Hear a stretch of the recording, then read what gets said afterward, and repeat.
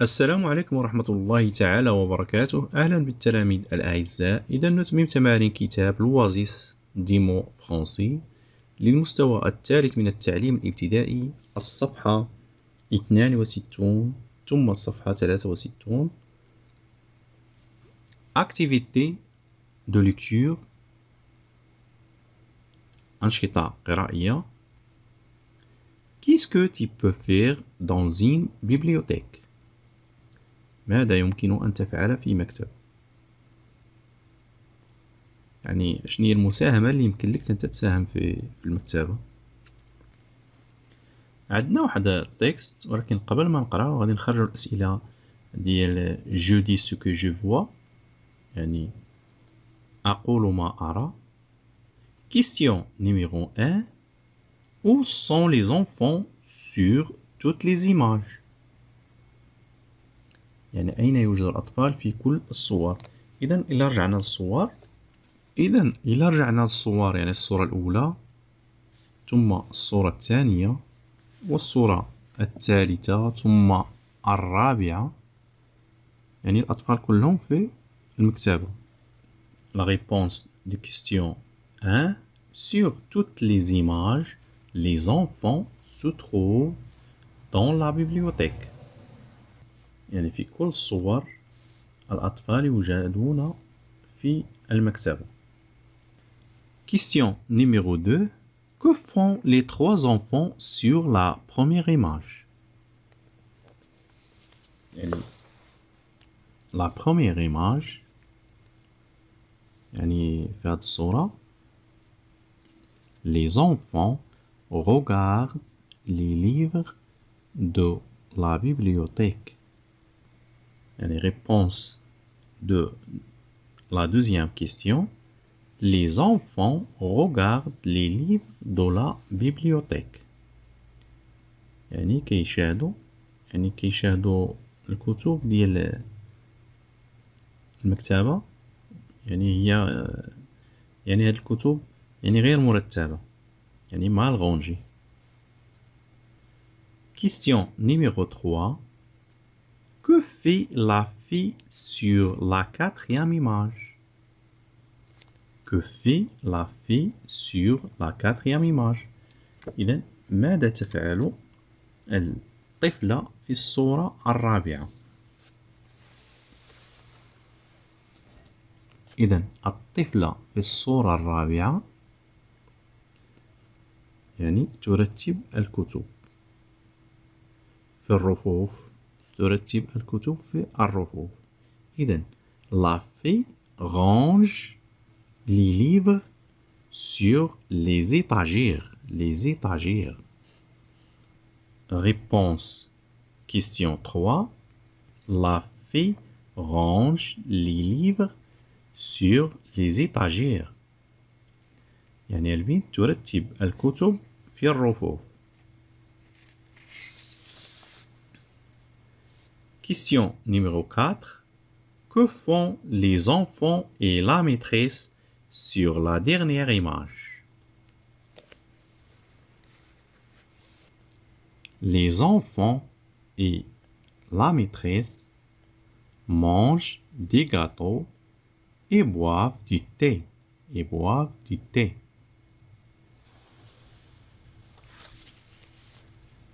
يعني la réponse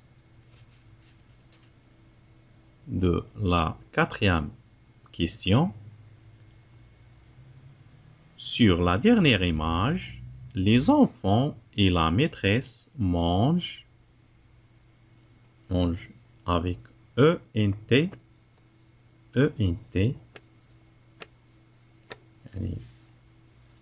mangent avec ENT des gâteaux et boivent des thés.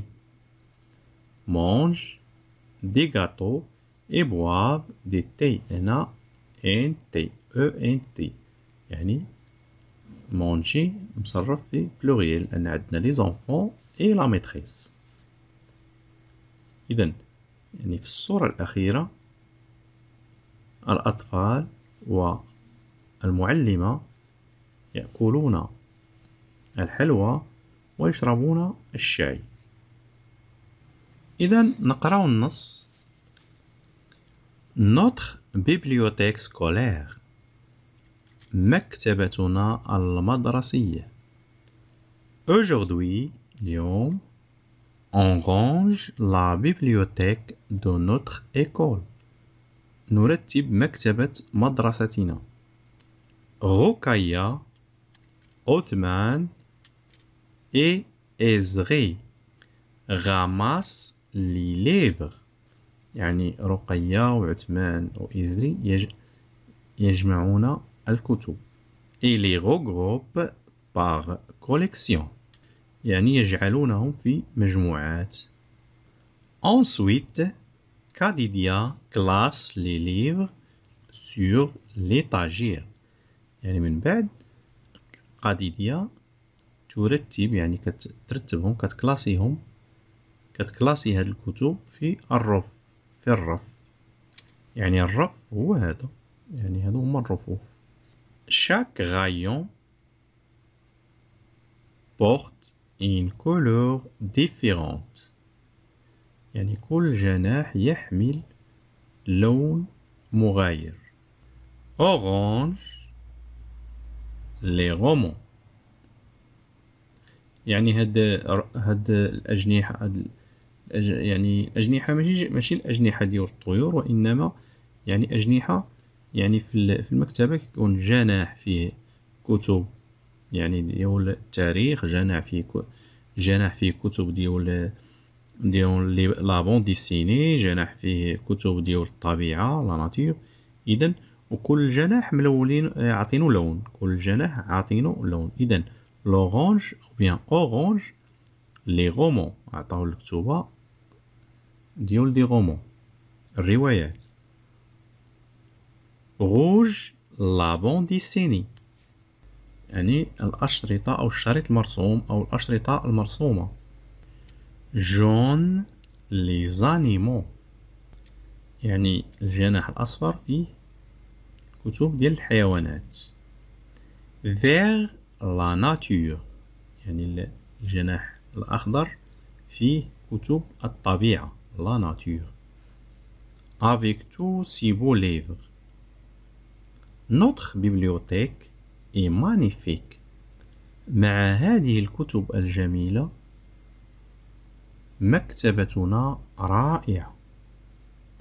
À la fin des travaux، في نهاية هاد الأعمال، nous prenons un thé et des gâteaux dans la bibliothèque avec notre maîtresse. يعني في نهاية هاد الأعمال يعني أخذنا شاي وحلوى في المكتبة مع معلمتنا. إذا نعود النص. Notre bibliothèque scolaire. Aujourd'hui, on range la bibliothèque de notre école. Rokaya et Othman et Ezri ramassent les livres et les regroupent par collection. Ensuite, Kadidia classe les livres sur l'étagère. Chaque rayon porte une couleur différente. Orange, les romans. Rouge, la bande dessinée. Jaune, les animaux. Vert, la nature. Avec tous ces beaux livres, notre bibliothèque est magnifique. À la fin des travaux, nous prenons un thé et des gâteaux dans la bibliothèque avec notre maîtresse.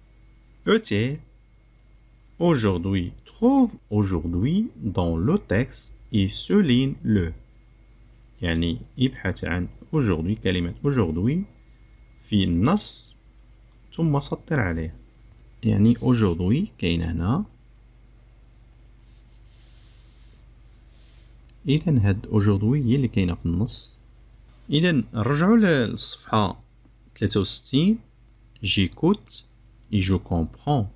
أستمع وأفهم. Première question. Que font les enfants aujourd'hui? Que font les enfants aujourd'hui? ماذا يفعل الأطفال اليوم? La réponse. Aujourd'hui, les enfants rangent la bibliothèque. يعني اليوم الأطفال يرتبون المكتبة. Question numéro 2. Qui ramasse les livres? Qui ramasse les livres؟ يعني من خلال النص يعني من يجمع الكتب؟ La réponse Rokaya, Othman et Ezri ramassent les livres. يعني d'après le texte يعني من خلال النص Rokaya, Othman et Ezri ramassent les livres. يعني من خلال النص رقية وعثمان وإزري هما اللي كيجمعوا الكتب يجمعون الكتب. Question numéro 3. Qui classe ces livres؟ يعني من يرتب هاد الكتب؟ La réponse Kadidia classe les livres. يعني كاديديا هي اللي كترتب هاد الكتب. Question numéro 4. Cite les couleurs dont parle le texte. اذكر الألوان المشار إليها في النص. Les couleurs ce sont l'orange, orange, rouge, jaune, vert. يعني هادو هما الألوان الأربعة اللي تذكروا في النص. ندوزو للأسئلة ديال Je comprends mieux le texte. أفهم النص بشكل أفضل. Question numéro 1. Quel est le projet des enfants à l'école؟ ما هو مشروع الأطفال في المدرسة؟ Le projet des enfants à l'école est de ranger la bibliothèque. يعني المشروع ديال الأطفال في المدرسة هما أنه يعني بغاو يجمعوا المكتبة بغاو ينظموا هذيك المكتبة. Question numéro 2. À quoi servent les couleurs des étagères d'une bibliothèque؟ يعني لاش كتحتاج هذيك الألوان في الرفوف يعني اللي كتكون في المكتبة؟ علاش كتكون علاش تيكون رف أصفر ورف أخضر رف أحمر هكذا؟ La réponse La couleur sert à faciliter la recherche de genre de livres que j'aimerais lire. يعني اللون المستخدم يعني يكون لتسهيل البحث عن نوع الكتاب الذي أريد أن أقرأه. Question numéro 3. Comment les enfants trouvent-ils la bibliothèque? Souligne la phrase qui le montre. يعني كيف وجد الأطفال هذه المكتبة؟ يعني سطر على الجملة التي تدل على ذلك. إذن la réponse Les enfants trouvent la bibliothèque magnifique. Les enfants trouvent la bibliothèque magnifique. يعني الأطفال وجدوا المكتبة رائعة. يعني لا فراز اللي كتورينا هاد يعني هكذا هي هذه. Avec tous ces beaux livres, notre bibliothèque est magnifique. إذا غادي نسطروا على هاد لا فراز كاملة. Je donne mon avis. يعني أعطي رأيي. Pourquoi faut-il classer les livres dans une bibliothèque؟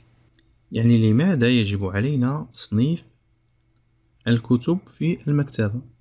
La réponse Pour permettre au lecteur de trouver plus facilement les livres qu'il veut et aussi pour la rendre plus belle. يعني كنرتبوا هاد الكتب في المكتبة للسماح للقارئ بأن يعثر يعني بشكل سهل على الكتب التي يريدها وكذلك لجعلها أكثر جمال.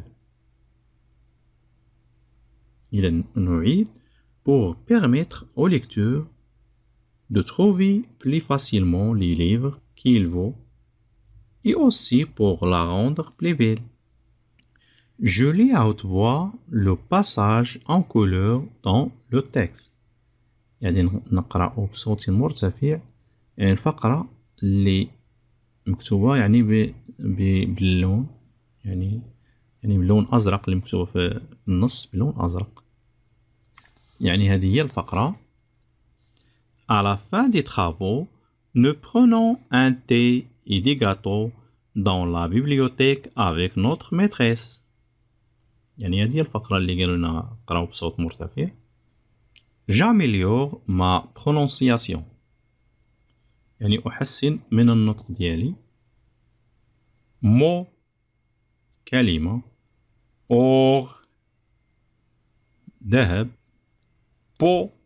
بو يعني بو واحد المزهريات صغيورين كيتحطوا يعني في الشراجم ولا فو يعني عجل صغير، يعني ابن البقرة.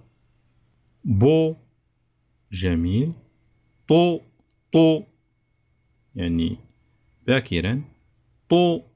سو يعني جاية من لو فيرب صوتي يعني يقفز، هنا قفزة. سو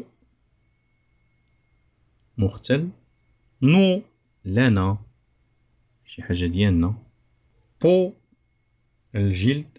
فو غو مو آلام. زو حديقة الحيوان. شابو يعني الشابو. كرابو الضفدع. دغابو الراية. دومينو يعني لعبة الدومينو. جون أصفر. ترافو أعمال. غاتو يعني حلويات. لو غرو فو جون يعني العجل الكبير أصفر. أوزو on trouve des animaux sauvages يعني في حديقة الحيوان نجد حيوانات مفترسة. كوان بويزي ركن الشعر. لا كانتين. نونو مون بوتي روبو يعني نونو والاسم ديال هاد الروبو. مون بوتي روبو نونو est assez rigolo يعني مضحك. هاد الغوبو عندنا مضحك. il joue dans l'eau يعني يلعب في الماء. va au casino يعني يذهب إلى الكازينو نادي القمار. en plus il est beau وأكثر من هذا هو جميل. il vit dans un château يعني يعيش في قصر. et porte un drôle de chapeau يعني يلبس يعني قبعة غريبة. إذن نونو mon petit robot نونو est assez rigolo. il joue dans l'eau, va au casino, en plaît il est beau. il va dans un château et porte un drôle de chapeau. citoyenneté. إذن هاد اللافتة يعني خاصة بذوي الاحتياجات الخاصة. يعني إلا كان شي ممر يعني فيه هاد اللافتة يعني كيكون هاد الممر خاص بهاد الناس ذوي الاحتياجات الخاصة اللي يدوزو منه. إذن غادي نقولو بأن يعني هاد اللافتة خاصة يعني كان إلا لقيناها يعني في شي مكان غادي نعرفو بأنها endroit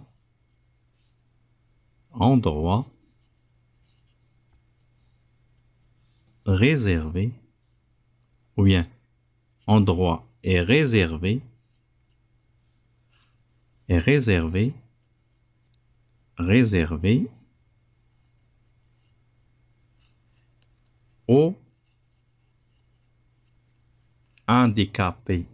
aux handicapés يعني المعاقين. aux handicapés يعني endroit مكان endroit est réservé aux handicapés يعني هذا المكان محجوز يعني أو خاص بالمعاقين. إذن هادشي اللي كاين في الصفحة 62 63 إن شاء الله نتلاقاو في صفحة قادمة بحول الله والسلام عليكم.